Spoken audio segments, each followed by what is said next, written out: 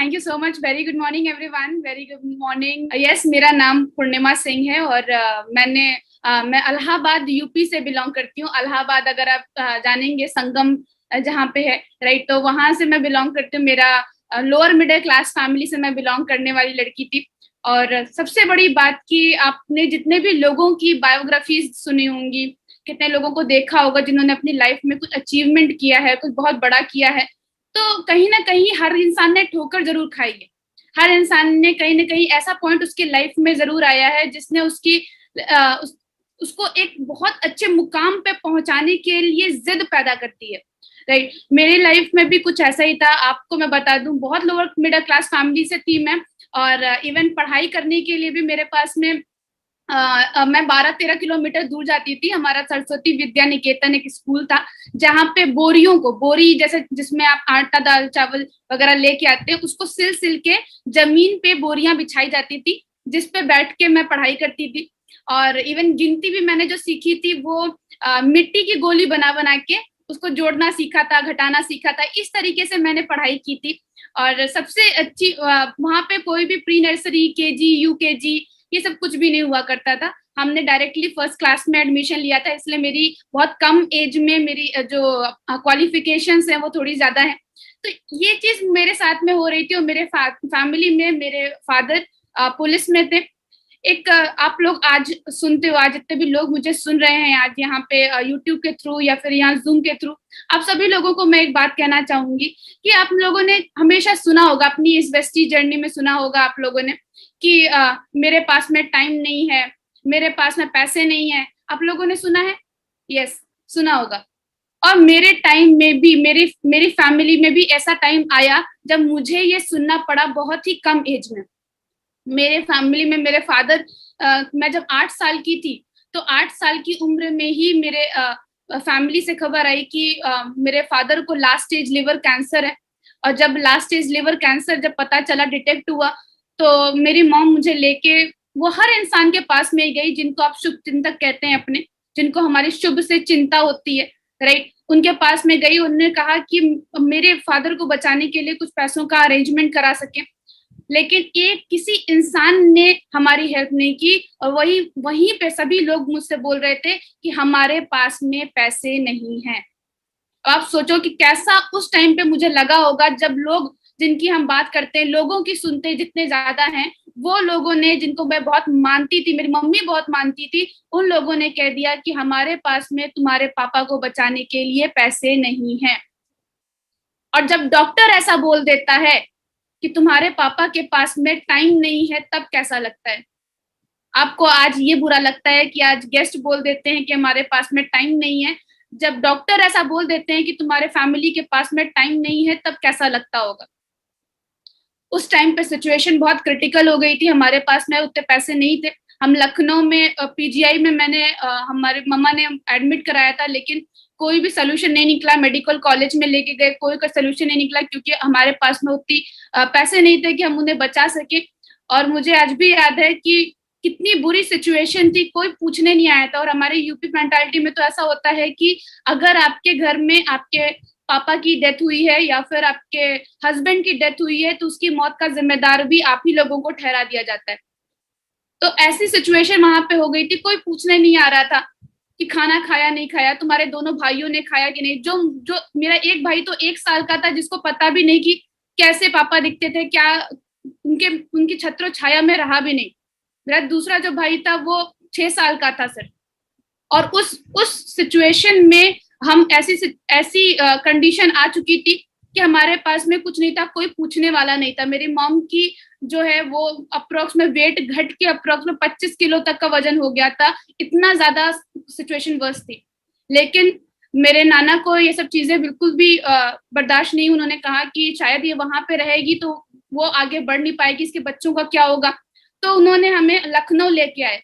और लखनऊ में जब लेके आए तो मेरी मम्मी ने एक डिसीजन लिया कि यस, मुझे अपने बच्चों को पढ़ाने के लिए, बच्चों को आगे बढ़ाने के लिए मुझे रोना छोड़ के, अपनी शौक जो मैं मना रही हूँ उसको छोड़ के, मुझे अपने बच्चों को खिलाने पिलाने के लिए जॉब करनी पड़ेगी, काम करना पड़ेगा, बहुत इंपॉर्टेंट है। और मैं जानती हूँ कि एक माँ से ज्यादा यस, माँ से ज्यादा जिम्मेदार इंसान, माँ से ज्यादा ताकतवर इंसान कोई दुनिया में नहीं हो सकता। जिस टाइम पे शोक मनाने वाला टाइम था, उस टाइम पे मेरी मॉम ने पुलिस की जॉब ज्वाइन की, और पुलिस की जॉब में भी उनको ट्रेनिंग चाहिए थी। पहले ट्रेनिंग था, ट्रेनिंग में क्वालिफाई अगर वो करती तभी वो पुलिस की जॉब मिल पाती। आप सोच के देखो कि जहां इतने दुख दर्द थे, उस टाइम पे मेरी मॉम बुलेट फायरिंग सीख करना, तेज दौड़ के भाग के जंप करना, हर्डल्स वगैरह पार करना, इवन जो क्रिकेट की बॉल होती है, जो मेन बॉल बहुत हैवी बॉल होती है, गोले वगैरह फेंकना, हम लोगों ने खुद ही अपने जो हमारा बाहर लॉन होता है, लॉन में हमने पूरी खुदाई वगैरह करके उनकी लॉन्ग जंपिंग की प्रैक्टिस कराई। उस टाइम पे उन्होंने कुछ नहीं देखा, कुछ भी नहीं देखा कि कहाँ पैर में चोट लग रही है, कहाँ कहाँ कमर में चोट लग रही है, जब वो गिर रही है तब खून बह रहा है, कुछ नहीं देखा। उन्होंने बस इतना देखा कि मेरे बच्चों के फ्यूचर का क्या होगा। और आज मुझे लोग बोलते हैं कि पूर्णिमा तू इतनी बोल्ड क्यों है, तू इतनी स्ट्रांग कैसे है, कैसे तुम इतनी स्ट्रांग हो। तो मैं आपको बता दूं कि ना मेरी मॉम ने कभी गिव अप किया, ना उन्होंने कभी हार मानना सीखा, और ना उनकी कभी बेटी ने हार मानना सीखा।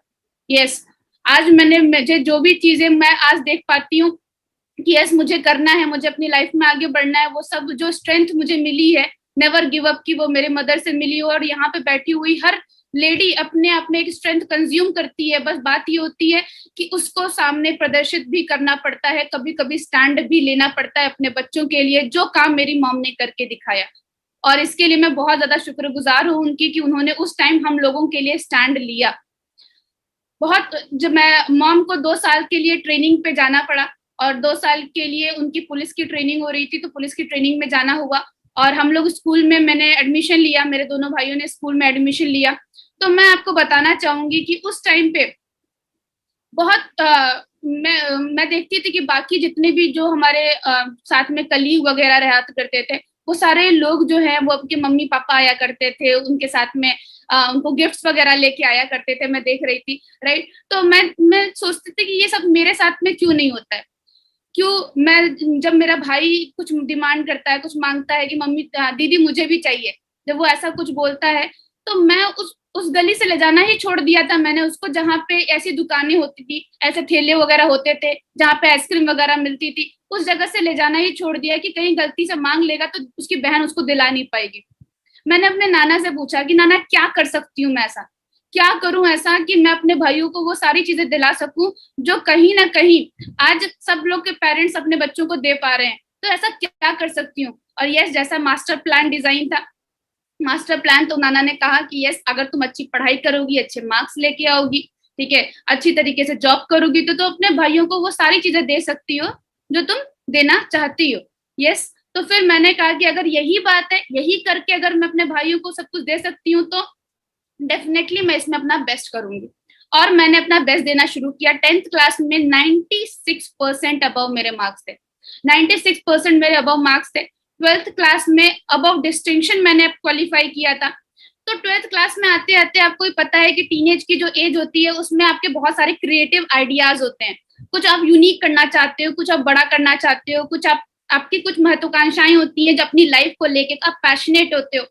तो मैं बहुत अच्छी ड्राइंग वगैरह करती थी, स्केचिंग वगैरह बहुत अच्छी करती थी। तो मेरे दोस्तों ने सजेस्ट किया कि तू फैशन डिजाइनिंग ट्राई कर, अगर वो ट्राई करती हो तो तुम उसमें बहुत अच्छा कर सकती हो। तो मैंने भी उसको अपना ड्रीम बनाना शुरू किया, और कहीं ना कहीं मेरे अंदर बहुत चाह जागी कि मैं उसमें कुछ अच्छा करूं। और पहली बार कुछ अपने लिए सोच रही थी कि नहीं, अपने लिए कुछ करना है, कुछ अपना बन के दिखाना है, कुछ अपने लिए सोच रही थी मैं।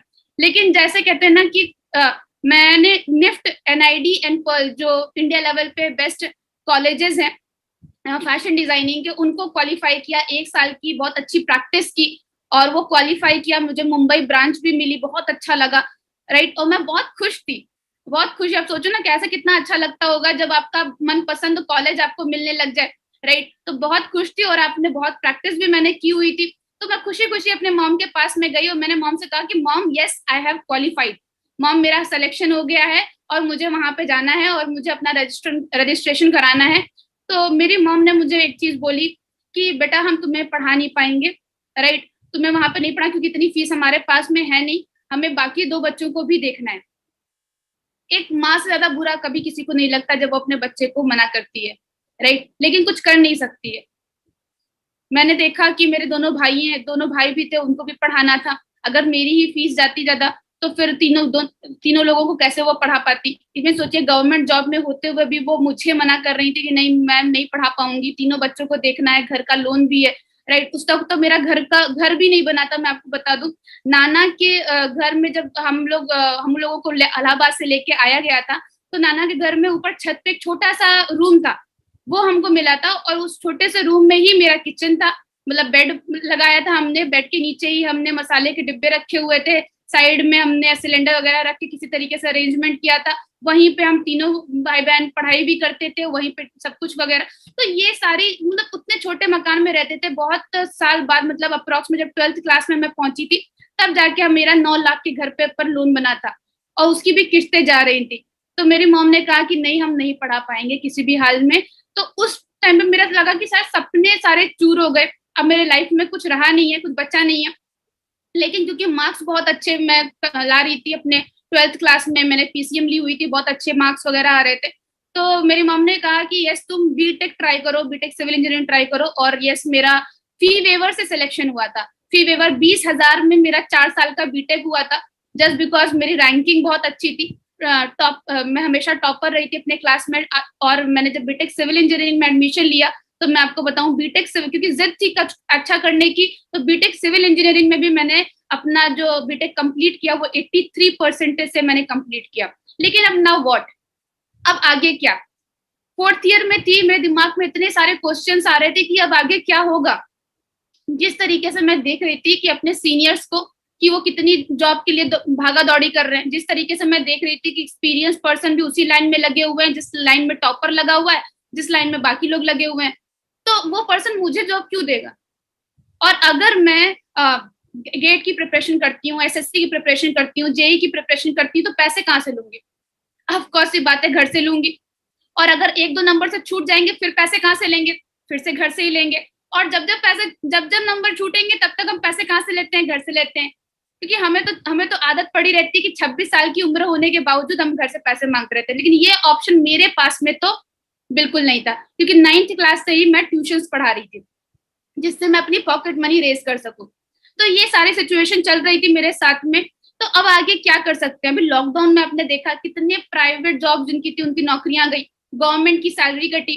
तो ये टाइम हमारी लाइफ में तब नहीं आता जब हमारे घर में अर्निंग पर्सन बीमार पड़ जाता है। जब अर्निंग पर्सन बीमार पड़ जाता है, क्या अगर मैं डॉक्टर हूं तो मेरी जगह पे जाके कोई मेरा भाई जाके सर्जरी कर सकता है? नो। क्या अगर मैं इंजीनियर हूं तो मेरी जगह पे जाके कोई और बिल्डिंग बना सकता है? नहीं। क्या अगर मैं लॉयर हूं तो मेरी जगह पे जाके कोई और केस लड़ सकता है? नहीं। मतलब मेरी रिप्लेसमेंट मेरे घर में कोई नहीं है। अगर मैं नहीं रहूं तो मेरे घर में पैसा कहाँ से आएगा। माँ बाप जो है, बहुत सारे लोगों के फैमिली है, वो ये बोलती है कि बेटा अभी हम हैं तुम्हें देखने के लिए, तुम्हें कुछ करने की जरूरत नहीं। मेरे फादर ने भी मेरी मॉम से यही बोला था कि अभी हम हैं तुम्हें देखने के लिए, तुम्हें जॉब करने की जरूरत नहीं। लेकिन वो ये बताना भूल जाते हैं कि अगर हम नहीं रहेंगे जिंदगी में तब तुम्हारा क्या होगा, तब तुम कहाँ से शुरू करोगे, वो बताना भूल जाते हैं। और हमको भी इस चीज का आभास नहीं होता है कि कभी अगर ऐसा टाइम आया गलती से भी तो फिर हमारा क्या होगा। इसके लिए हमें पहले से प्रिपेयर होके रहना पड़ता है, जो कि हम लोग नहीं थे। तो मैं सोच रही थी कि अब आगे क्या होगा। अब अगर कोई भी सिचुएशन आ जाती है तो मैं फिर से अपनी फैमिली के एक मेंबर को खोना नहीं चाहती। और कहते हैं कि जैसे सारे रास्ते बंद हो रहे होते हैं, भगवान कोई ना कोई रास्ता ऐसा जरूर दिखा देता है जिससे आपकी लाइफ पूरी तरीके से ट्रांसफॉर्म हो जाती है। और यस, वो 4th ईयर था मेरे कॉलेज का, कॉलेज बीटेक सिविल इंजीनियरिंग का 4th ईयर था, जब मेरे सामने 2 ऐसे पर्सनालिटी आए जिन्होंने मुझे प्लान दिखाया। और वो प्लान था वेस्टीज मार्केटिंग प्राइवेट लिमिटेड का।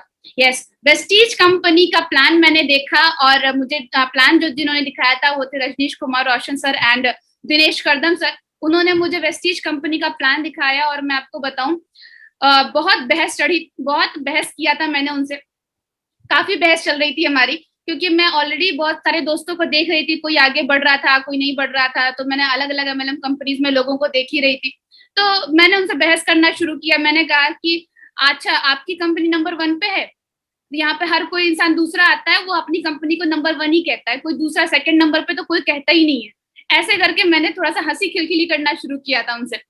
तो उन्होंने जब मुझे देखा तो उन्होंने मुझसे बस एक क्वेश्चन ऐसा पूछ लिया जिसका मेरे पास में कोई जवाब नहीं था, जिसने मेरी ज्वाइनिंग कंफर्म कर दी थी। उन्होंने मुझसे एक चीज बोला कि पूर्णिमा जी, मैं आपको क्या वेस्टीज में मिलता है क्या नहीं मिलता है ये तो मैं आपको बाद में बताऊंगा, राइट। पहले आप मुझे बस एक बात बताइए कि आपके बाद में आपकी फैमिली को पैसा आए, इसका कोई सोर्स है आपके पास में एमएलएम के अलावा? कोई सोर्स, कोई भी ऐसी जगह जहां पे आप जानते हो कि भाई हमारे बाद में भी हमारी फैमिली को बढ़ते क्रम में पैसा आएगा, ऐसा कोई भी आप जानते हैं सोर्स? तो मेरे दिमाग में बिल्कुल मैं ब्लैंक हो गई, मेरे पास में कोई सोर्स नहीं। तो वहां से मैंने उनकी बातों को सुनना शुरू किया। उन्होंने बस एक बात बोली कि टॉप 100 में जो कंपनी भारत की इकलौती कंपनी हो तो इंडिया में कौन से पोजीशन पे होगी? मैंने कहा यस, नंबर 1 पोजीशन पे। उन्होंने कहा जिस तरीके से कॉलेज हम देखते हैं प्लेसमेंट देख के, वैसे कंपनी देखते हैं अचीवर देख के, और आप जिस ग्रुप में ज्वाइन करने जा रही हैं आप देखें आपके वहां के सारे सीनियर्स के चेक आपको देख सकती हैं। और उसमें मैंने चेक्स देखे, मैंने ट्रांजेक्शन्स देखे, बिलीव हुआ और मैंने कहा यस, अब मुझे बिल्कुल स्टार्ट करना है। और 6 जून 2018 को मैंने वेस्टीज बिजनेस में अपना पहला कदम रखा, वेस्टीज बिजनेस को ज्वाइन किया। यस, आप सही समझे, अभी 6 जून जो आने वाला है, राइट, 6 जून को 3 साल कंप्लीट हो जाएंगे मेरे। मतलब कि इससे पहले अभी मेरे 3 इयर्स भी कंप्लीट नहीं हुए थे। एक बिजनेस में ज्वाइन करने से पहले हमें बताया जाता है कि आपको 3 साल इस बिजनेस को बहुत अच्छे से करना है। तो अभी ये 3 साल अभी मेरे बहुत अच्छे से कंप्लीट हो और ये बहुत सुखद जर्नी रही मेरी। मैंने बिजनेस को जब ऑप्ट किया तो कहते हैं ना कि जब बिजनेस को आप ऑप्ट करते हो तो कोई इंसान आपको ये नहीं बताने वाला होता है कि तुम ये काम नहीं कर सकते हो।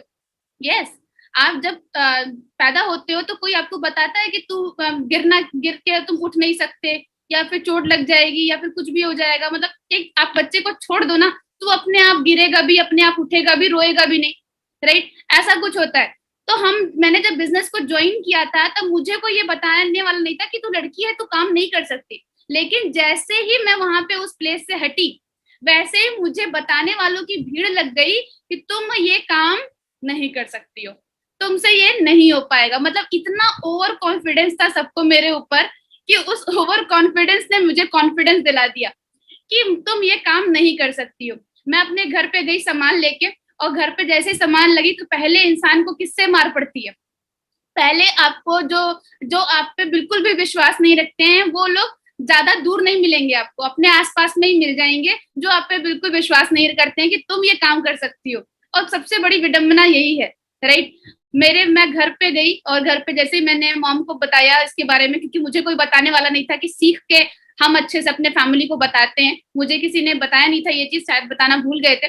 तो मैंने बिना सीखे अपनी मॉम को सब कुछ बताया। 1 मिनट में 2 मिनट में मैंने उनको ट्रेलर टीजर पूरी मूवी दिखाई, और जब मैंने उनको पूरी चीजें बताई तो उन्होंने मुझसे कहा कि अधिकारी की लड़की अधिकारी बनेगी, कोई तेल साबुन शैम्पू का बिजनेस नहीं करेगी, राइट। और ये सामान जहां से लेके आई हो ये सामान लेके जाके वहीं पे दे दो उनको, और अगर तुम वापस पैसे लेके नहीं आई तो फिर तुम भी वहीं रह जाना। इस तरीके से उन्होंने बहुत बहुत डांटा मुझे, बहुत सिचुएशन क्रिटिकल थी और मुझे रोना आ रहा था। मुझे रोना आ रहा था कि यार मैं ये क्यों कर रही हूँ, मैं अपनी मॉम के लिए कर रही हूँ, और जब मैं मॉम के लिए कर रही हूँ, जब मॉम को ये पसंद नहीं आ रहा है तो फिर मैं क्या कर सकती हूँ? ये क्वेश्चन मेरे दिमाग में चल रहा था। लेकिन आप मेरी एक बहुत अच्छी खूबी मैं अपने आप में मैं जानती हूँ, मुझे अच्छा लगती है वो चीज कि मैं एक बहुत अच्छी फॉलोअर हूँ, राइट। तो मेरे जो सीनियर थे उन्होंने मुझे एक चीज बोली कि कैसी भी सिचुएशन होगी पूर्णिमा, मुझे कॉल करना, मैं उस सिचुएशन से तुम्हें बाहर निकाल दूंगा। और सबसे बड़ी बात कि हमारी लाइफ में हमारे माता पिता के बाद में ऐसे बहुत कम लोग होते हैं जो हमसे ये बात बोलें कि कैसी भी सिचुएशन में तुम फंसोगी, हम उस सिचुएशन से तुम्हें बाहर निकाल सकते हैं। ये बोलने वाले कोई नहीं, हमारे अपलाइन होते हैं, राइट। और हमारे अपलाइन को मैंने कॉल किया और मैंने उनसे बताया कि ऐसी सी सिचुएशन हो गई, राइट। तो उन्होंने मुझे बताया कि क्यों ऐसा प्रॉब्लम आई।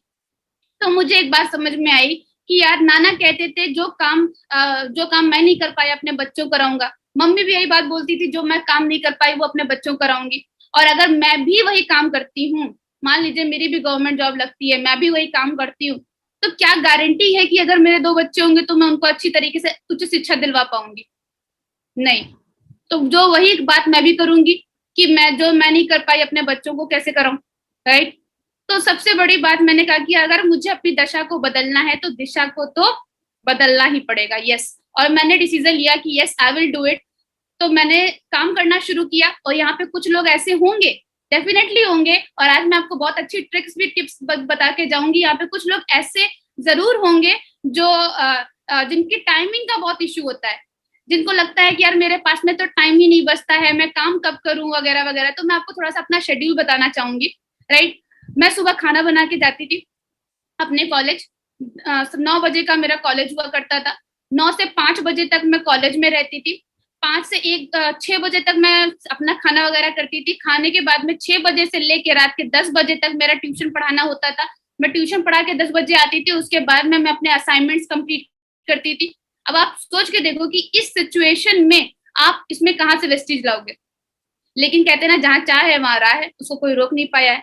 ठीक है, जो जिसने करने के ठान लिए। और यस, मैंने तरीके निकाल लिए, क्योंकि इंसान टाइम तब नहीं निकाल पाता है जब वो इंसान टाइम डिसाइड नहीं करता है कि उसको वो काम कब करना है।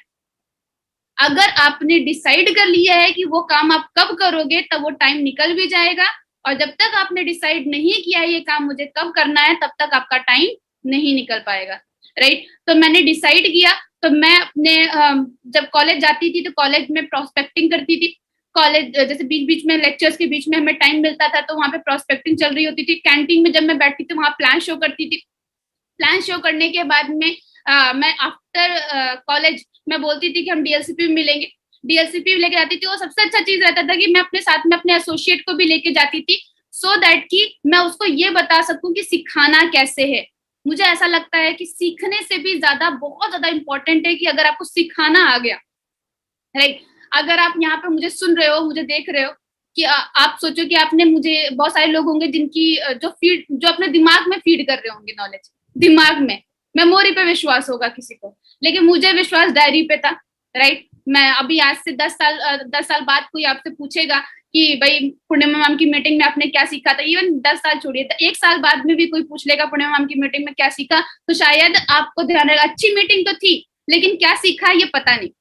राइट, तो मैंने अपनी डायरी पे विश्वास किया। डायरी पे मैं जब अपना लिखती थी वगैरह, प्लान वगैरह करती थी, तो मैं उसको जरूर सिखाती थी कि तुम्हें सिखाना कैसे है।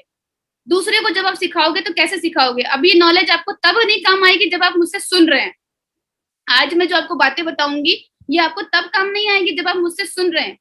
ये आपके तब काम आएगी जब आप इसको किसी को और को सिखाएंगे, जब आप किसी और को ये टीच करेंगे, आज यही बातें किसी और को बताएंगे, तब जाके आपको ये नॉलेज काम आएगी। टीचर सबको सिखाती है, लेकिन कुछ टॉपर बनते हैं और कुछ फेलियर्स बनते हैं। वाई? क्योंकि कुछ लोग ऐसे होते हैं जो उसको पूरी फुली तरीके से एक्सेप्ट करते हैं, और कुछ लोग एक्सेप्ट नहीं करते हैं। टॉपर आप देखो मोस्टली टाइम पे वो दूसरे के क्वेश्चन सॉल्व कर रहा होता है, दूसरे को सिखा रहा होता है, इससे उसकी नॉलेज और बढ़ती जाती है। और मुझे, मेरा मानना यही था कि जब भी मैं किसी सीएनटी को देखती थी तो मैं अपने आप को इस तरीके से प्रिपेयर करती थी कि वो सीएनटी क्या मैं लेना जानती हूँ, तो मैं उसको इस तरीके से लिखती भी थी कि वो सीएनटी मैं तैयार कर सकूं। जब मैं सक्सेस सेमिनार देखती थी, तो मैं देखती थी एक दिन वो सक्सेस सेमिनार मैं ले रही हूँ। और इस तरीके से मैं नोट डाउन करती थी एक एक चीज की। एक दिन इवन ये भी नोट करती थी कि एंट्री किस तरीके से हो रही है, बात कैसे कर रहे हैं, हर एक चीज नोट डाउन करती थी, क्योंकि मुझे इस बात का विश्वास था कि एक ना एक दिन मैं उस स्टेज पे होंगी। लोग समय का इंतजार करते हैं और यहाँ पे हम अपना समय खुद लाते हैं। राइट, तो समय का इंतजार ना करें कि आप उस पोजीशन पे पहुंचेंगे तब आप अपना सक्सेस सेमिनार तैयार करेंगे। उसको पहले से ही तैयार करना शुरू कर दिया था मैंने। काम करना शुरू किया। बहुत सारे चैलेंजेस, बीइंग अ गर्ल बहुत सारे चैलेंजेस मुझे आए। सबसे पहली बात तो मैं घर से बाहर ज्यादा निकल नहीं सकती थी। फोन आ जाता था मुझे घर से कि तुम कहाँ पे रह गई हो, कहाँ पे गई हो वगैरह वगैरह, पूछना शुरू हो जाता था मेरे साथ में। कॉलेज के बाद में मैं कुछ लोगों की जो प्रोस्पेक्टिंग वगैरह अपने प्लान्स वगैरह शो करते थे उनको प्लानिंग वगैरह देती थी।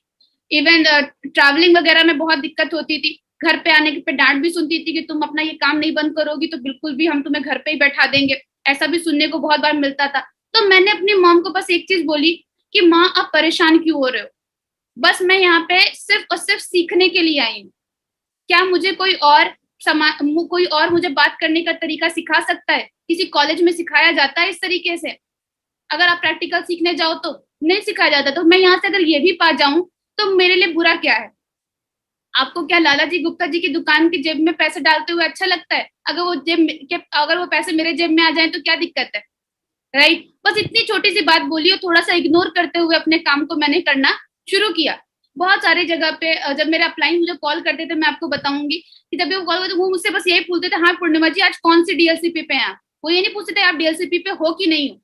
क्योंकि मेरे साथ में एक चीज थी कि मैं हमेशा हमेशा सीखने के ऊपर फोकस। मेरे आप सोच के देखो, अगर 30 मिनट की 40 मिनट की प्रेजेंटेशन आपको 3 साल बोलनी है तो आपको कितने अच्छे से प्रिपेयर हो सकती है?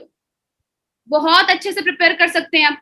अगर आपको क्वेश्चन पेपर पहले से ही पता है कि क्या आना है तो आप बताओ, आप टॉपर नहीं बन सकते? यहाँ पे आपको क्वेश्चन पेपर पहले से ही पता होता है कि लोगों के क्वेश्चन आते ही क्या है, और जब आपको पता ही है घूम फिर के वो 10-12 ही क्वेश्चन पूछेंगे तो आप उसे प्रिपेयर क्यों नहीं कर लेते? मेरे साथ में यही था। मैंने उसको जल्दी से प्रिपेयर करने का सोचा। एक पर्सन मुझे मिले और वो पर्सन ने मुझे बोला कि हम लड़कियों की टीम में ज्वाइन नहीं कर सकते। ये सुन के मुझे बहुत बुरा लगा। मैंने कहा क्यों, ऐसा क्यों लड़कियों की टीम में नहीं ज्वाइन कर सकते? तो उन्होंने कहा कि लड़कियां ट्रैवलिंग नहीं कर सकती हैं इसलिए हम उनकी टीम में नहीं ज्वाइन करेंगे। मैंने कहा thank you so much sir, thank you so much कि आपने मुझे ये बात बताई कि लड़कियां क्यों कामयाब नहीं हो सकती हैं, क्योंकि अब मुझे पता है कि मैं कामयाब क्यों हो सकती हूँ। मैंने अपने पहले 4-4 घंटे की ट्रैवलिंग करनी शुरू की। ऐसी ट्रैवलिंग करनी शुरू की जो लखनऊ से अप्रोक्स में 60 किलोमीटर, 100 किलोमीटर, 200 किलोमीटर, जो मैं सुबह में जाऊं और शाम में वापस आ जाऊं। ऐसे करके मैंने अपने बिजनेस को बढ़ाना शुरू किया। मुझे आज भी याद है कि जब मैं दिल्ली में मैंने प्लान दिखाने के लिए गई थी तो मैंने पीजी लिया था, और पीजी में वहां पे मैंने प्लान दिखाया था, और मेरे पास में खाने वगैरह के पैसे नहीं थे। तो हम लोग लंगर में, मंगला साहिब वहां लंगर चलता है, तो वहां पे बैठ के हमने खाना खाया था। आज वो दिन याद आता है कि उस टाइम पे वैसी स्ट्रगल हमारी रही थी कि मेट्रो मेट्रो में घूमती थी। जब मुंबई गई थी मैं पहली बार, मैं आपको बता दूं, ऐसा नहीं कि वहां पे 20 की टीम बनाने के बाद मैं वहां पे गई थी और मेरे पास में बहुत अच्छा चेक आ रहा था तब मैं गई थी। नहीं, ऐसा कुछ नहीं था। ठीक है, मैं मुंबई जब गई मेरे पास में 5-6 लोग थे वहां पे, और मेट्रो में रेगुलर मैं 1 घंटे 2 घंटे मुझे मेट्रो में ट्रेवल करना होता था। तो वहां पे मैं मेट्रो में ट्रेवल करती थी। वहां पे बहुत सारी जगहें आती है, नाला सोपारा वगैरह जगह है जहाँ पे एक जगह से आप एक एक डोर से एंट्री कर रहे हो तो ऑटोमेटिकली दूसरे डोर से बाहर हो जाओगे। ऐसी ऐसी जगहें थी वहां पे। इवन सूरत में जब मैंने काम करना शुरू किया था 5 लोगों की टीम वहां पे थी, और आज वहां पे 150 लोगों की टीम बन चुकी है। तो ये सब जो मैंने शुरुआत की थी, शुरुआती जो मेरी इनिशिएशन रहा था, उसमें मैंने कभी ये नहीं सोचा कि यार मैं लड़की हूँ इसलिए मैं कमजोर हूँ। मैंने बस एक बात बोली थी कि भाई सब समझना लेकिन लड़की समझ के कमजोर मत समझना।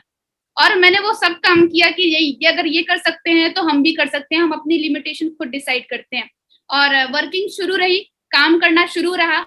और मैं आपको बताना चाहूंगी कि किस तरीके से मैं आगे बढ़ी हूँ। उसको बताने से पहले अभी मैं आपको एक बहुत इंपॉर्टेंट ट्रिक बताने जा रही हूँ, बहुत इंपॉर्टेंट चीज बताने वाली हूँ जो शायद आप लोगों को बहुत अच्छे से रिलेट भी करेगा, और मेरे इस 3 साल के बिजनेस में जो मुझे क्लैरिटी मिली है वो मैं आपसे शेयर करने वाली हूँ। तो अगर मैं आपसे एक बात कहूं कि आप सभी लोग, जितने भी लोग हैं, उन्होंने जब भी इस बिजनेस को ज्वाइन किया था, बिजनेस को जब ज्वाइन किया था, बिजनेस को स्टार्ट किया था, तो क्या किसी के साथ में जबरदस्ती की गई थी? क्या किसी के साथ में कोई जबरदस्ती की गई थी? नहीं। क्योंकि कॉल्स तो आपको एलआईसी के भी आते हैं, कॉल्स तो आपको कस्टमर केयर से बहुत जगह से आते हैं, राइट? तो क्या आप उन क्रेडिट कार्ड से भी आते हैं? तो क्या आप उनकी कॉल को इतना इंटरटेन करते हैं? नहीं। आपने लोगों की बात सुनी, दैट वो बात क्यों सुनी?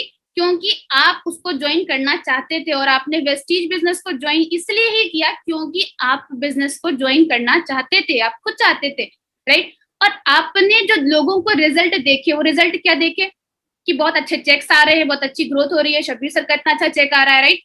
तो आपने सब कुछ देखा, बस आपने एक चीज नहीं देखी कि उनका रिजल्ट जो है वो उनके डिसीजंस की वजह से। What is this thing?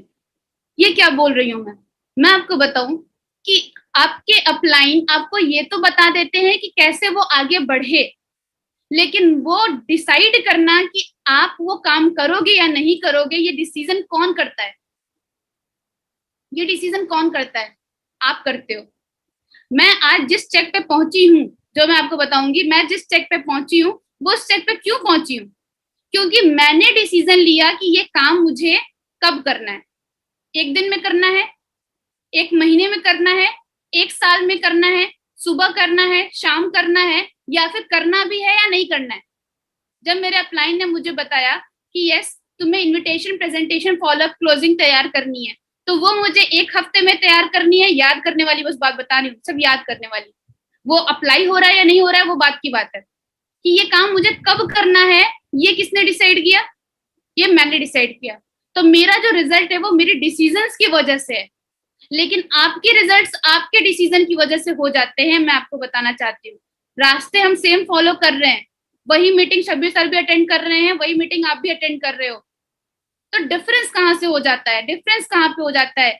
उस मीटिंग के एप्लीकेशन में डिफरेंस हो जाता है, कि जो बातें हम बताते हैं वो बात को अप्लाई कोई एक दिन में कर लेता है और कोई एक साल में भी नहीं करता है। इसकी वजह से उनके डिसीजंस डिफरेंट हो जाते हैं, और हम अपने रिजल्ट होते हैं अपने अपने डिसीजन की वजह से ही। अगर मैं आप सभी लोगों से पूछूं कि यस क्या आप पिछले महीने में क्या कोई ऐसा पर्सन है जिन्होंने 60 प्लान शो किया? पर दिन 2 प्लान, पर डे 2 प्लान? तो ऐसे बहुत सारे लोग होंगे जो कहेंगे नहीं हमने नहीं शो किया, ठीक है। लेकिन क्या आप शो कर सकते थे? क्या दिन के 2 प्लान दिखा? ज्वाइनिंग आए चाहे ना आए वो that is different thing, that is very different thing, ठीक है। ज्वाइनिंग आए चाहे ना आए वो तो अलग बात है। आपने क्या पर दिन के 2 प्लान दिखा सकते थे? क्या आपने दिखाए? नो। अब मैं दूसरी चीज पूछूंगी कि क्या आप अपने आप को प्रेजेंटर बना सकते थे? प्लान दिखाना सीख सकते थे? याद करने वाली, सुनाने वाली बात कर रही हूँ। आपके प्रेजेंटेशन दिखाने से कोई इंसान इंप्रेस हो रहा है नहीं हो रहा है वो बात की बात है। क्या आप याद करके सुना सकते थे 12 क्वेश्चन, 12-13 क्वेश्चन जो आते हैं, और वो 30 मिनट की प्रेजेंटेशन आप तैयार करके सुना सकते थे? क्या आपने सुनाए? Third question, third is very important question, कि क्या आप हर दिन 1 घंटा दे सकते थे बिजनेस को? 1 से 2 घंटा, 3 घंटा? अच्छा, यहाँ पे तो कुछ लोग ऐसे होते हैं जो पार्ट टाइम करते हैं और कुछ लोग ऐसे होते हैं जो फुल टाइम करते हैं। अब मैंने तीसरी जाति इजाद की है, तीसरी जाति, नो टाइम। हमारे बिजनेस में कुछ ऐसे भी लोग होते हैं जो नो टाइम में पैसा कमाना चाहते हैं, नो टाइम। ये थर्ड प्रकार की जाति होती है कि नो टाइम में आपको पैसा कमाना होता है, राइट। तो तीसरा क्वेश्चन हमारा ये था कि क्या हम 1 घंटा 2 घंटा इस बिजनेस को रेगुलर दे सकते थे? क्या हमने दिया? और चौथा मोस्ट इंपॉर्टेंट क्वेश्चन है, वो चौथा मोस्ट इंपॉर्टेंट क्वेश्चन क्या है? क्या हम अपनी फैमिली के ड्रीम्स पूरे करना चाहते हैं? क्या हम ऐसे काम करेंगे तो क्या हम पूरे ड्रीम्स कर पाएंगे? ये 4 बहुत इंपॉर्टेंट क्वेश्चन है जिसके बारे में आपको सोचना चाहिए। आज यहाँ पे कोई भी पर्सन जो मुझसे कुछ बात कर सके, कोई कम्युनिकेशन में आ सकता है, जिसका माइक अनम्यूट हो सकता है, कोई पर्सन। आज एक बहुत इंपॉर्टेंट चीज मैं आपको बता सकती हूँ, कोई पर्सन जो जिनका माइक अनम्यूट हो सकता है। नपा। यस सर, अब्दुल सर आवाज आ रही है आपको? हाँ हाँ आ रही है मैम, मैं कर रहा हूँ। जी जी सर। आप आपसे कुछ देर बात हो सकती है? हाँ हाँ श्योर मैम श्योर। अच्छा सर, मैं एक चीज पूछना चाहूंगी सर आपसे, कि आपको सबसे फेवरेट गेम कौन सा है आपका? वॉलीबॉल। आप वॉलीबॉल बहुत पसंद करते हैं, हाँ। राइट। अच्छा सर, वॉलीबॉल जो है उसको मैं आप उसमें बहुत अच्छे चैंपियन बनना चाहती हूँ, ठीक है। तो मैंने आपको एज एन गुरु सेलेक्ट किया है जी। कि मैं उस आप मुझे उसमें चैंपियन बनाइए, ठीक है। जो फीमेल का अगर वॉलीबॉल होता होगा तो उसमें जरूर मैं चैंपियन बनना चाहती हूँ, राइट। तो मुझे बस एक बात बताइए सर, मैं बहुत गरीब परिवार की हूँ, मैं प्लास्टिक की गेंद से वॉलीबॉल खेलना चाहती हूँ। नहीं होगा मैम, क्या ऐसे बात कैसे कर रहे हैं होगा। सर आप, मतलब आपने जिम्मेदारी ली है मुझे आगे बढ़ाने की, ग्रो कराने की। सर आप, मैं गरीब हूँ तो क्या मतलब है कि आप मुझे वॉलीबॉल नहीं जिता सकते, खिला सकते? मैं खिला तो सकता हूँ बट वो बॉल से कैसे खेलूंगे। क्यों नहीं कह सकते? इसको भी तो उछालना ही है ना सर। नहीं हो सकता ऐसे। सर आपने पैसे लिए सर, ऐसे कैसे बोल रहे हो? मैं तो आपको गुरु मेंटोर मान चुके। वो बगल वाला जो वॉलीबॉल खिला रहा है सर, वो तो मुझे कह रहा है कि वो क्रिकेट की बॉल से खिला देगा।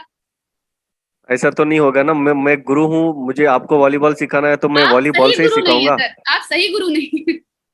आप मैं सही सही गुरु नहीं। मैं सही वो बॉल से सिखाऊंगा। सर, अब आप चलिए छोड़िए, हटाइए। अब मुझे एक बात बताइए कि मैं बॉल को उछाल रही हूँ, नेट है, ठीक है। अब ओके। नेट में लग के वो मेरी साइड में गिर गया, लेकिन सर मैंने बहुत अच्छी कोशिश की थी बॉल को फेंकने की, उसको मुझे 1 पॉइंट दे दो सर। ऐसे कैसे दूंगा? सर मैंने इतनी मेहनत से मतलब आपके बॉल पे अपना हाथ मारा और इतनी अच्छी तरीके से राइट मैंने वो किया है, स्विंग दिया है, तो नेट में गिर गया तो इसका मतलब क्या मेरी गलती हो गई? वो हवा की भी तो गलती हो सकती है। तो आपको तो सीखना पड़ेगा अच्छा मारने का शॉट।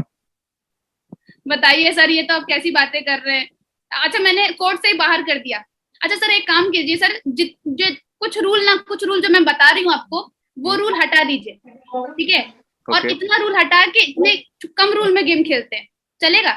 ओके। ऐसा मतलब चलेगा मतलब कि मतलब वॉलीबॉल खेलने के लिए जितने रूल्स चाहिए होते हैं, जितने रूल होते हैं वॉलीबॉल में, वो सारे रूल्स में से मैं मॉडिफिकेशन करना चाहती हूँ नहीं होगा। कि इसमें से इतने ही प्लेयर खेलेंगे, मतलब मुझे 4 एक्स्ट्रा प्लेयर दे दीजिए आप, और ठीक है। और मेरी टीम में अगर कोई इंजर्ड होगा, कुछ भी होगा, तो कुछ मतलब उसका सब उसके लिए हमें पॉइंट्स मिल जाए 2-3 और, ठीक है, क्योंकि हम इंजर्ड हो गए थे, हमारे घर में बारात आ गई थी, हमारे घर में शादी चल रही थी, ठीक है, तो सब बर्थडे था, तो इन सब में भी सर मेरा मान लिया जाए कि पॉइंट्स मिलेंगे हमें। नहीं होगा ऐसे भी। क्या बात कर रहे हैं सर, ये ऐसा कैसे कर रहे हैं? ठीक है सर, यही नहीं होता हमारे बिजनेस में। हाँ। डायरी बनाने कहो तो सर क्या आता है, ठीक है, डायरी नहीं, हम माइंड में सेव करेंगे। अगर हम 200 पीवी कर रहे हैं तो 200 पीवी में भी कंपनी हमको पैसा नहीं दे रही है, बताइए सर, ब्रॉन्ज रेटर लेवल है हमारा, हमने 200 पीवी तो की है, कम से कम 200 पीवी का तो पैसा दो, राइट। और क्या कहते हैं, और सबसे बड़ी बात तो ये हो जाती है कि हम कौन कौन से रूल, हम इनविटेशन नहीं करेंगे, प्रेजेंटेशन नहीं करेंगे, बाकी सारे काम करेंगे। सर ये काम नहीं होगा, बाकी सारे करवा लीजिए मुझसे। ऐसे लोगों के रूल्स खुद से बने होते हैं। और मैं आप लोगों को एक बात बताना चाहूंगी कि सर कोई भी गेम सेलेक्ट कर सकते थे, वो क्रिकेट भी खेले सेलेक्ट कर सकते थे, वॉलीबॉल भी सिलेक्ट कर सकते थे, वो चेस भी सिलेक्ट कर सकते थे, मैंने उनको किसी के लिए बाउंड नहीं किया था। इसी तरीके से आप वेस्टीज के अलावा कोई भी कंपनी कर सकते थे, आप शबीर सर की जगह कोई भी ग्रुप ज्वाइन कर सकते थे, आप एमएलएम के अलावा कोई भी जॉब कर सकते थे, लेकिन जब भी आप वो काम करोगे ना, उस काम को आप रूल के साथ में ही करोगे। अगर उसमें यूनिफॉर्म लिखी है तो यूनिफॉर्म पहन के ही जॉब में जाएंगे आप। अगर बिना पहने आप गए तो आपके साथ में क्या होगा, आप मुझे बताओ, उसमें रुकोगे कि निकाल दिए जाओगे? निकाल दिए जाएंगे, ऑफ कोर्स सी बात है। That means what, that means कि आपको, आप उस गेम को कभी भी खेल सकते हो सर, वॉलीबॉल कभी भी खेल सकते हैं, सुबह भी खेल सकते हैं, शाम में भी खेल सकते हैं, दोपहर में भी खेल सकते हैं, मैंने तो उनको नहीं रोका। इस तरीके से आपको भी टाइम टाइम फ्रीडम है पूरी तरीके से, आप बिजनेस कभी भी कर सकते हो, लेकिन जब भी करोगे रूल्स के साथ में ही करोगे। मतलब आप बैटिंग कभी भी रैकेट से नहीं कर सकते। आप चौका मारने, जब आप चौका मार रहे हैं तो आपकी बॉल बाउंड्री पे नहीं लगी तो 3 रन नहीं मान सकते हैं आप, ठीक है। आप ऐसा नहीं बोल सकते कि हिट विकेट और कैच आउट मत मानिए, बाकी सारे आउट मान लीजिए, कोई दिक्कत नहीं है। तो आपके रूल्स नहीं चलेंगे, वहां से आप वर्ल्ड कप नहीं जीत सकते। गली क्रिकेट वाला भी आपको अलाउ नहीं करेगा अगर आप रूल्स फॉलो नहीं करेंगे तो, राइट। तो यहाँ पे वेस्टीज का रूल क्या होता है, you can choose the game, आप कोई भी गेम सेलेक्ट कर सकते हो, but you can't choose the rules of game. आप किसी भी गेम के रूल्स नहीं चूज कर सकते, आप गेम सेलेक्ट कर सकते हो, उसके रूल्स बदलने का प्रयत्न ना करें। आप वर्ल्ड कप नहीं खेल पाएंगे, आप उसमें ट्रॉफी नहीं ला पाएंगे अगर आपने रूल्स बदलने की कोशिश की। और अगर आप ऐसा और जबरदस्ती करना चाहेंगे तो आप गेम से बाहर चले जाएंगे। और ऐसे बहुत सारे लोग जो रूल्स बदलने के लिए आ जाते हैं बिजनेस में, वो गेम से बाहर भी जाते हैं। क्या मैं सही बोल रही हूँ? यस। और ऐसा ही होता है। तो इसलिए वेस्टीज बिजनेस के रूल क्या है, आप मुझे बताइए। क्या वेस्टीज बिजनेस का रूल है डायरी बनाना? क्या वेस्टीज बिजनेस का रूल है यूनिफॉर्म पहनना? क्या वेस्टीज बिजनेस का रूल है एनीथिंग, राइट, टीम को कॉल करना? क्या है rule? What is the rule? और आज मैं आपको कुछ डिफरेंट चीज सिखाने वाली हूँ कि ये सब रूल नहीं है, वेस्टीज बिजनेस का ये रूल नहीं है। वेस्टीज बिजनेस का रूल क्या है मैं आपको बताऊं, जो ये बातें अभी मैं बता रही हूँ, लाइक डायरी बनाना, यूनिफॉर्म पहनना, अच्छे से डिसिप्लिन में रहना, ये सारी चीजें जानते क्या है, जिससे आपके अपलाइन को जल्दी पैसा मिला है ना, उसके मंत्र है, मंत्र, इट्स ट्रिक्स। ये ट्रिक है जो आपकी अपलाइन आपको देती है, आपके सीनियर्स आपको प्रोवाइड करते हैं, जिससे आप जल्दी आगे बढ़ सकते हो। डायरी बनाओगे, जल्दी आगे बढ़ोगे, टीम को जल्दी सिखा पाओगे, अपनी सोच पे विश्वास मत रखो ज्यादा, राइट। और जितने भी बाकी लोग, जितनी भी बाकी चीजें हैं, ड्रेस में पहनेंगे आप अच्छे दिखेंगे तो आप दूसरों को अपॉर्चुनिटी बताने लायक भी दिखेंगे, राइट। आपको रिजल्ट जल्दी अच्छे मिल जाएंगे। ऐसा नहीं है कि जिनके पास में अच्छे कपड़े नहीं होते उनको रिजल्ट नहीं मिलते। जल्दी रिजल्ट की बात करें तो ये आपके अपलाइन के ट्रिक्स होते हैं, ट्रिक्स जिससे आप जल्दी रिजल्ट पा सकते हैं। तो वेस्टीज का रूल क्या है? जो कोई इंसान जिसका अपलाइन भी नहीं होता वो भी आगे बढ़ जाएगा अगर उसने वेस्टीज के रूल को फॉलो किया। कौन सा है वेस्टीज का रूल? वेस्टीज का रूल है that is use the product, share the product, make list, invitation, presentation, follow up and team work. This is the only rule of Vestige, और कोई रूल नहीं है। और जब भी आप फील्ड पे उतरो तो इस सातों रूल का पालन करना पड़ता है। सातों रूल को मान के फील्ड पे उतरना पड़ता है कि आज के दिन मैं ये सातों काम करूंगी, मैं यूज भी करूंगी, शेयर भी करूंगी, इनवाइट भी करूंगी, फॉलो भी करेंगे, कुछ अपलाइन से बात करेंगे, कुछ डाउनलाइन से बात करेंगे और रिजल्ट शो करेंगे, टीम वर्क करेंगे, राइट। तो ये 7 रूल होते हैं जिसको मैंने बहुत अच्छी तरीके से फॉलो किया। और जब मैंने फॉलो करके रिजल्ट निकालने के प्लान किया तो आप देखिए कि मेरी जो टीचिंग्स थी, मैंने कितनी ज्यादा ट्रेनिंग्स वगैरह ली। ट्रेनिंग्स वगैरह में मैं हमेशा कोशिश करती थी कि मैं मैक्सिमम ट्रेनिंग अटेंड करूं, कोई ट्रेनिंग मिस ना करूं। और सबसे अच्छा लगता है मुझे ये चीज कि मैं जब मैं यहाँ पे अपनी सिटी एरिया में रही हूँ, मैंने सिर्फ वो ट्रेनिंग मिस की है जिस ट्रेनिंग में मैं कहीं और ट्रेनिंग ले रही थी। उसके अलावा मैंने कोई ट्रेनिंग मिस नहीं किया। मुझे ऐसा लगता है कि अगर कोई ट्रेनिंग है और उसकी जगह पे कोई 7 लोगों की ज्वाइनिंग भी रखी है ना, तो मैं ट्रेनिंग लेना ज्यादा पसंद करूंगी, क्योंकि उसकी वजह से मैं 14 ज्वाइनिंग नहीं निकाल सकती हूँ। इतना महत्व है मेरी लाइफ में ट्रेनिंग का। लोग मुझे बोलते हैं कि इतने कम एज में इतनी नॉलेज कैसे? वो इस वजह से कि मैंने कुछ नहीं किया, सिर्फ अपने अपलाइन को फॉलो कर लिया। कुछ नहीं करके भी मैंने बहुत कुछ किया। वो क्या किया है? सिर्फ अपने अपलाइन को फॉलो कर लिया है। और एक लीडर हमेशा एक गुड फॉलोअर होता है, एक लीडर हमेशा एक अच्छा फॉलोअर होता है। मैंने बस अपने अपलाइन की जो गाइडेंस थी उसको सही तरीके पे, सही टाइम पे अप्लाई कर लिया। मैं कहूंगी यहाँ से तेलंगाना जाने में कितना टाइम लगता है, तो कुछ लोग बोलेंगे कि 2 दिन लगता है, कुछ लोग बोलेंगे 1 दिन लगता है, कुछ लोग बोलेंगे 1 घंटा लगता है, राइट। तो मैं आपको बताऊं कि आपने मुझसे ये नहीं पूछा कि मैं किससे जा रही हूँ, मैं पैदल भी तो जा सकती हूँ। तो आपकी जो डिसीजंस हैं वो गलत भी हो सकते हैं, राइट। तो जो पैदल वाला डिसीजन लेता है वो पैदल वाले घंटे से पहुंचता है, और जो जल्दी फ्लाइट वाला डिसीजन लेता है वो फ्लाइट के टाइम से पहुंचता है। तो यू कांट डिसाइड कि आप कितनी जल्दी आगे बढ़ोगे। ये आपका काम डिसाइड करेगा और आपके डिसीजंस डिसाइड करेंगे कि आप कितनी जल्दी उस इनकम पे पहुंचते हैं, राइट। तो let me share my screen.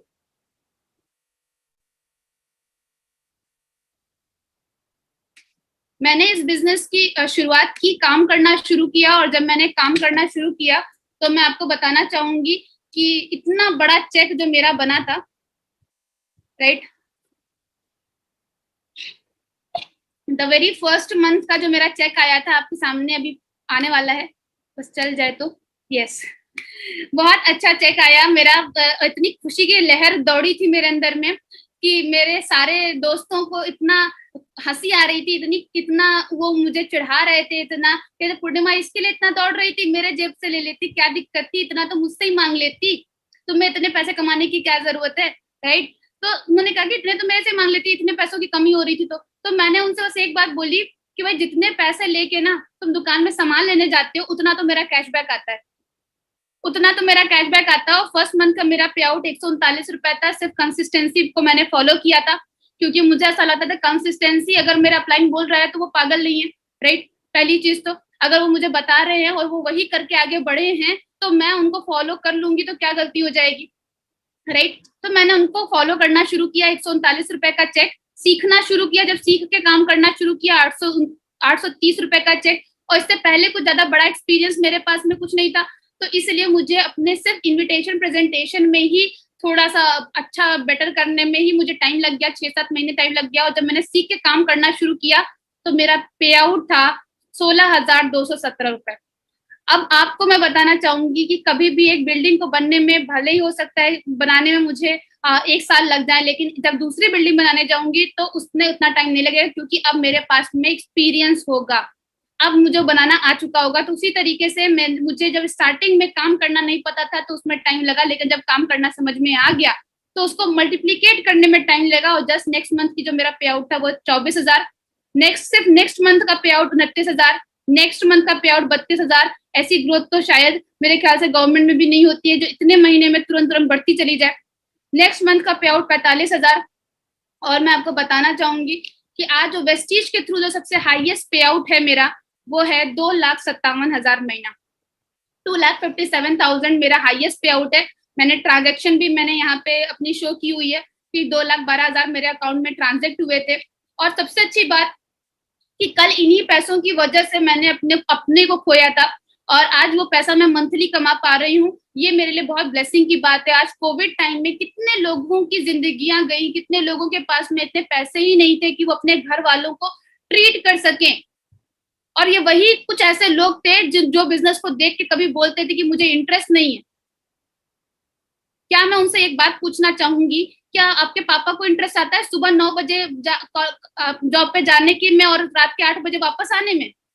क्या उनको इंटरेस्ट आता है धूप छांव बरसात हर टाइम पे वो पहुंच जाते हैं? क्या आपकी मॉम को इंटरेस्ट आता है किचन में बैठ के क्या कहते हैं खाना बनाने में? उनको इंटरेस्ट आ रहा होता है कि खाना बनाए वो इतनी गर्मी में, चाहे चोट लगी हो चाहे कुछ भी लगी हो, आपको खाना परोसे, इवन आप उनको बहुत बुरा भी बोल दें तो भी वो अपनी जिम्मेदारियों से पीछे नहीं हटते। ना माँ पीछे हटती है ना फादर पीछे हटते अपनी जिम्मेदारियों से। और हमने जिम्मा ले लिया होता है अपने मम्मी पापा के सपनों को पूरा करने का जिम्मेदारी हमने ले ली होती है। और जैसे ही थोड़े बहुत दिक्कतें आती हैं वैसे ही हम अपनी जिम्मेदारियों से पीछे हट जाते हैं। आप बताओ कि कौन सबसे ज्यादा प्यार करता है? आपके माता पिता आपसे ज्यादा प्यार करते हैं कि आप उनसे करते हैं? और कितना बुरा लगता होगा जब आपके फैमिली में से कोई पर्सन जिनको डॉक्टर की जरूरत होती है और आप दूसरे के सामने हाथ फैला के पैसे मांगते हो कि मुझे पैसों की जरूरत, तो कैसा लगता होगा? उसमें आपको इंटरेस्ट आता है क्या? अगर वैसे दिन नहीं चाहिए ना तो अपने दिन को परिवर्तन करने के लिए, उसको परिवर्तित करने के लिए कुछ ना कुछ ऐसा कर लीजिए जिससे वो दिन कभी ना आपके फैमिली को देखना पड़े और ना आपको देखना पड़े। और मैं आपको बताऊं लॉकडाउन टाइम में, जिस टाइम पे मार्च 2020 में ऐसा टाइम आया था, लॉकडाउन हुआ था और हम सभी लोगों को समझ में नहीं आ रहा था कि ऑनलाइन कैसे तुरंत बिजनेस में उतरे, किस तरीके से काम करें। और सबसे बेस्ट की बात है कि मैंने एक ऐसी कंपनी को सिलेक्ट किया जिसने अपनी मैन्युफैक्चरिंग, जिसने अपने सर्विसेज, जिसने अपनी टीचिंग्स अपनी लॉकडाउन में भी बंद नहीं की। और जस्ट मार्च महीने के बाद की जो मेरे सिर्फ 6 मंथ के पे आउट, मार्च से लेके 6 महीना जोड़ लीजिएगा, सिर्फ 6 महीने के अंदर में जिसमें हम काम करना समझ रहे थे कि ऑनलाइन कैसे काम किया जाएगा, उस सिर्फ समझने में मेरा जो पे आउट आया था वो था 11,79,000। 11,79,000 का मेरा पे आउट बना सिर्फ 6 महीने के अंदर में। और इसी को ही हम कहते हैं पैसिव इनकम, इसी को ही हम कहते हैं पैसिव इनकम। बहुत सारे लोग होते हैं जो पैसिव इनकम का दावा करते होंगे, लेकिन मैंने जो 25 से 30 कंपनीज का प्लान मैं देख के बैठी हूँ यहाँ पे, और मैं इस बात को दावे से कर सकती हूँ कि इतनी अच्छी पैसिव इनकम किसी कंपनी में नहीं है, राइट। और इतनी अच्छी पैसिव इनकम मुझे मिली। आप सोच के देखो 6 महीने का इतना पे आउट आया था, और अभी सिर्फ अगर मैं अपने 2-2.5 साल की जर्नी की अगर मैं बात करूँ तो 2-2.5 साल के अंदर में ही मैंने 40-45 लाख से ज्यादा रुपए पैसे कमाए हैं।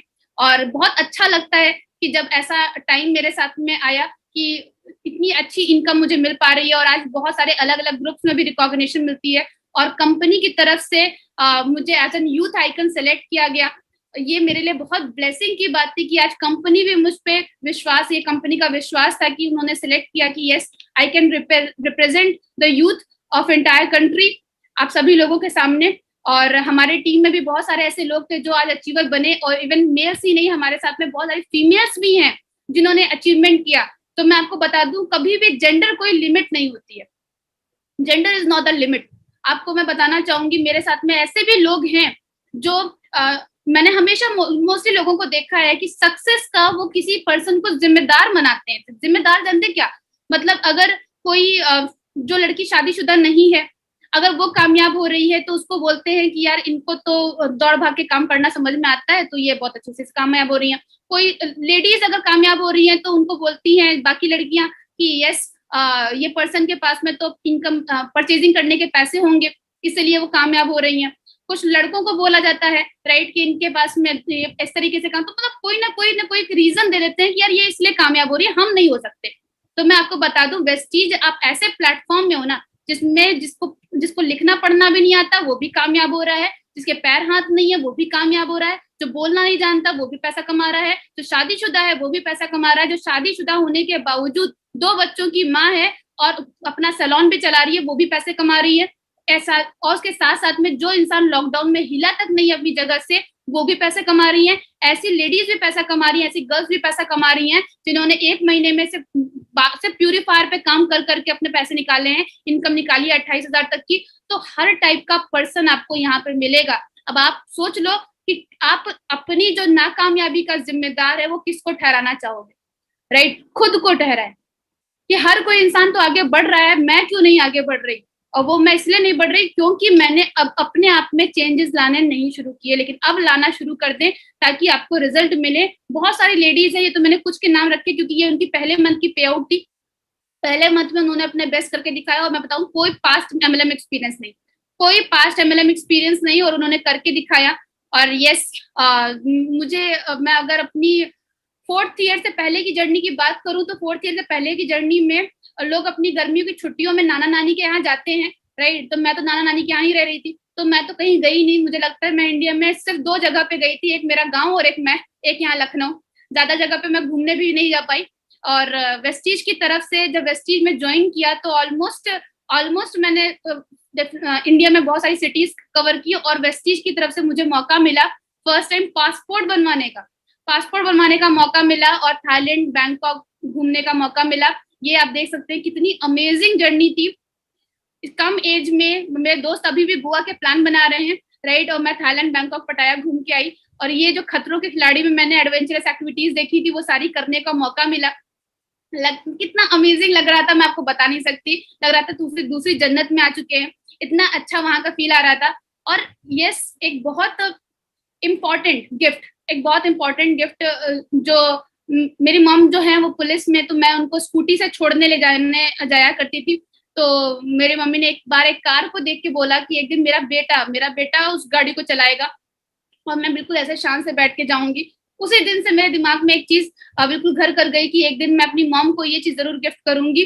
और लास्ट ईयर जो उनका बर्थडे था 27 जनवरी 2020 को, मैंने अपनी मॉम को 20 लाख की टाटा हैरियर गिफ्ट की, 20 लाख रुपीस की टाटा हैरियर मैंने गिफ्ट की। और आप देख सकते हैं उनके चेहरे का खुशी, वो चेहरे का नूर आप देख सकते हैं उनके चेहरे पे किस तरीके से दिख रहा है। आज जहां भी मैं जाती हूँ वहां पे मेरे साथ में मेरी मॉम की फोटो भी जाती है और सब पहचानते भी है कि ये पूर्णिमा मैम की मॉम है। और जब आपके मदर फादर आपके नाम से पहचाने जाने लग जाए तो समझ जाओ कि यस, आप कामयाब होने की राह पे निकल चुके हो। और यस, मुझे वो मौका आया, मुझे आज भी याद है कि मैंने अपनी मॉम के बर्थडे पे, मैं उनका वहां पे ड्यूटी लगी हुई थी, ड्यूटी लगने पे मैंने जिद करके उनको बुलाया था कि मम्मी अगर आज आप यहाँ पे नहीं आए तो मैं घर नहीं जाऊंगी, जल्दी से आप यहाँ पे आ जाओ, मुझे आपको कुछ दिखाना है। और जब वो यहाँ पे आए तो हर कोई इंसान बोलने लगा कि पूर्णिमा मैम की मम्मी आई है, पूर्णिमा मैम की मम्मी आई है। और जब भीड़ को चीरते हुए मेरी मॉम ने मुझे देखा अपनी कार की कीरिंग लेते हुए, कार की कीरिंग जब मेरे हाथ में थी और मैं उनको बुला रही थी, तो उनकी आंखों में जो खुशी के आंसू थे, मुझे ऐसा लगता है कि मैंने जितनी भी कष्ट सहे, जितने भी चैलेंजेस पार किया, जितनी भी दिक्कतें आई, वो सारी चीजें वर्थ इट था जस्ट उस स्माइल को देखने के लिए। और मेरे लिए वो बहुत प्रीशियस थी, मेरी लाइफ का सबसे बेस्ट डे था और ये मैं कर पाई। और मुझे बहुत अच्छा लगता है कि आज जो सिक्योरिटी है, लॉकडाउन के टाइम में मेरे मॉम की पुलिस की ड्यूटी, आप जानते ही हैं कि पुलिस और डॉक्टर्स ऐसे थे जिनकी ड्यूटी बंद नहीं हुई थी, वो कंटिन्यूअस चल रही थी लॉकडाउन के टाइम में, जहाँ पे सब कोई ऑटो रिक्शा वगैरह सब बंद हो गया था, सब कुछ था। और मैंने अपनी मॉम को कार में बैठा के ये 2 साल रेगुलर बेसिस पे जो मैंने उनको ऑफिस छोड़ा है, 12 किलोमीटर 13 किलोमीटर दौड़ पे, आज कितना अच्छा लगता है कि मेरे कार में एयर प्यूरिफायर भी है। प्रेस्टीज का जो बेस्ट डील है कार एयर प्यूरिफायर में, अच्छी एयर में मेरी मॉम ट्रैवल कर पा रही है, वो सिक्योरिटी मैं अपनी मॉम को दे पा रही हूँ। That is the very biggest thing. Health security के साथ साथ में मैं फाइनेंशियल सिक्योरिटी भी अपनी फैमिली को दे पा रही हूँ। What next? और सबसे अच्छी बात तो ये लगती है कि मेरा जो घर बना था वो 9 लाख के लोन पे बना था। 9 लाख के लोन के पास सामने आज 20 लाख की टाटा हैरियर खड़ी होती है, लेकिन वो जो कार खड़ी होती है तो रास्ता ब्लॉक हो जाता है। और अब मेरे मॉम को तो विश्वास था नहीं कि यार कि मैं कार लेके आऊंगी तो घर में कार खड़ी करने की जगह भी बनवानी चाहिए। तो अब मेरा कार खड़ी करने की जगह चाहिए मुझे, एक मेरी हैरियर के लिए और दूसरी मेरी लग्जरी कार के लिए जो कि रेड कलर में डेफिनेटली आने वाली है। तो उसके लिए घर चाहिए, तो वो घर का प्लानिंग चल रहा है और साथ ही साथ में हमारी टीम के अचीवमेंट्स की प्लानिंग है। तो ये सारी चीजें मैं अचीव कर पाई। मुझे आज भी लगता है कि अगर मैंने स्टार्ट नहीं किया होता उस टाइम पे तो मेरा क्या होता। और आज मुझे बहुत ब्लेसिंग, बहुत अच्छा इसलिए भी लगता है कि कुछ लोगों को मैंने ऐसे भी देखा है जो 18-19 साल की एज में ज्वाइन कर रहे हैं। तो मुझे लगता है इतना कि भाई आप, जब मैं 2-2.5 साल 3 साल के अंदर में 20 महीने के अंदर में मेरे पास में 20 लाख की कार थी, कि जब मैं ऐसा कर सकती हूँ तो आप लोग तो सेकेंड ईयर थर्ड ईयर वगैरह में पहुंच के क्या ही कर सकते हैं। और कभी भी लेट नहीं होता है, आपको भी पता है। और मैंने स्टार्ट किया और बहुत अच्छे से आगे बढ़ पा रही हूँ। एक बहुत बेसिक चीज जो मुझे इस बिजनेस में सबसे ऊपर पोजीशन पे पहुंचाने के लिए जो मैंने फॉलो की, वो क्या था, वो ये था कि मैंने मोस्टली देखा है लोगों को एक ब्लेमिंग एटीट्यूड के साथ में, मैं आपको बता दूं, मेरे घर की कहानी आप अब मेरे अपलाइन से कभी भी पूछ लीजिएगा, मेरे घर की कहानी की मेरे अपलाइन के पास में 1 घंटा होता था मुझे सिखाने के लिए, राइट। अगर मैं उनसे 1 घंटे का टाइम ले रही हूँ कि सर मुझे आपका 1 आवर चाहिए कि आप मुझे ट्रेन कर सको, तो उस 1 आवर को या तो मैं रोने में बिता दूं कि सर मुझे नाना नानी कल रात में पूरे हॉस्पिटल वगैरह में थे, मैं सुबह पूरे रात भर मैं सोई नहीं हूँ, मैं घर में कैसे जाऊंगी, अप्लाई डाउनलाइन का कॉल आ रहा है, स्माइल करते हुए मैं बिल्कुल गुड मॉर्निंग विश करती थी। उनको पता भी नहीं चलता था कि पूर्णिमा की लाइफ में क्या चल रहा है, पूर्णिमा की फैमिली में क्या हो रहा है। लास्ट मंथ में कोविड था, कोविड में मेरी फैमिली के 2 पीपल की डेथ भी हुई, राइट। 2 लोगों के मेरे फैमिली में मैं उनको खो दिया, उसके साथ साथ में पूरी फैमिली मेरी कोविड पॉजिटिव थी। किसी को कुछ नहीं पता था कि कौन क्या हो रहा है। और जब इसके पहले भी जब मैं बिजनेस में मेरी अच्छी अचीवमेंट नहीं थी, मेरी फैमिली के बारे में किसी को कोई नॉलेज नहीं थी कि पूर्णिमा इस फैमिली से भी बिलोंग करती है। कभी वो हट में भी रही होगी, कभी ऐसे घर में भी रही होगी जहाँ पे वो पैदल चलती थी, जहाँ पे काऊ डंग से लिपाई होती थी, ऐसे घर में भी पूर्णिमा रही होगी। मैंने किसी को अपनी स्टोरी नहीं बनाई अनटिल अनलेस वो मेरी सक्सेस स्टोरी नहीं बनी। जब मेरी वो सक्सेस स्टोरी बन गई तब मैंने लोगों को बताना शुरू किया, यस मैंने इस लाइफ में ऐसे आगे बढ़ी हूँ। तो हमेशा ध्यान रखिए कि अगर आपको एक अच्छा अपलाइन चाहिए, इफ यू वांट कि आपको एक अच्छा अपलाइन चाहिए, first be the best upline. जो भी एक अपलाइन की खूबियां आपके हिसाब से होनी चाहिए कि अपलाइन के अंदर ये खूबियां होनी चाहिए, वो आप अपने अंदर चेक करो कि क्या आपके अंदर वो बेस्ट अपलाइन की खूबियां हैं। और जो भी आप अपने डाउनलाइन से मांगते हो कि मेरी डाउनलाइन ऐसी होनी चाहिए, ऐसी होनी चाहिए, ऐसी होनी चाहिए, आप वो चेक करो कि क्या आपके अपलाइन के आप बेस्ट डाउनलाइन हैं। अगर आपने ये सिर्फ ये 2 काम चेक कर लिया कि क्या मैं बेस्ट अपलाइन हूँ और क्या मैं बेस्ट डाउनलाइन हूँ, कोई आपको आगे बढ़ने से नहीं रोक सकता। So be the best upline and be the best downline. Don't search for them. Be the best, right? अगर आप बेस्ट बनते जाओगे तो अपने आप ही आप सारे ब्लेमिंग एटीट्यूड से, सारी चीजों से निकल जाओगे, रिस्पॉन्सिबिलिटी लेना सीख जाएंगे और आप अपनी टीम को भी वही सिखा पाएंगे जो आपने सीखा है, राइट। जिस तरीके से मैं यहाँ पे जानती हूँ कि मेरी मदर से मैंने सीखा नेवर गिव अप एटीट्यूड, और उसी तरीके से आपकी फैमिली भी आपको जानेगी कि आप नेवर गिव अप एटीट्यूड के साथ में हैं। क्विटर्स की लिस्ट में शामिल नहीं होना है, हमें उन लोगों के लिस्ट में शामिल होना है जो लोग कभी हार नहीं मानते। और मुझे लगता है कि यस, आज हमारे साथ में कुछ ऐसे ही लोग प्रेजेंट हैं यहाँ पे जो कभी हार ना मानने वालों में से हैं, राइट। तो thank you so much sir, जो आपने मुझे इनवाइट किया। और आज यहाँ पे सारे जितने भी लोग हैं वो सारे लोग आज यहाँ पे अभी रिटेन्ड है, मेरे साथ में रुके हुए हैं। और यही प्यार मुझे आप लोगों से बार बार मिलने के लिए मजबूर कर देता है कि आप लोग इतनी देर से रिटेन मेरी बात सुन रहे हैं, मुझे इस रिस्पेक्ट से मान रहे हैं कि नहीं, मैम की मीटिंग नहीं छोड़ के जानी है, can't miss a single moment, इस मीटिंग से मिस नहीं करना है। तो यही प्यार बनाए रखिएगा। डेफिनेटली मेरी टीचिंग्स आप तक सभी तक पहुंचती रहेंगी, मेरी लर्निंग्स पहुंचती रहेंगी। और जिस तरीके से मेरे ऊपर कोई ऐसा अप्लाई नहीं था जो मुझे बता सके कि किस तरीके से आप आगे बढ़ते हो, राइट, किस तरीके से गर्ल्स आगे बढ़ सकती हैं, किस तरीके से वो अपने नाम को आगे क्रिएट कर सकती हैं। तो आपके लिए आप एक रोल मॉडल बन सकते हैं कि यस मैंने करके दिखाया। Be the first one of your family. Thank you so much, thank you so much.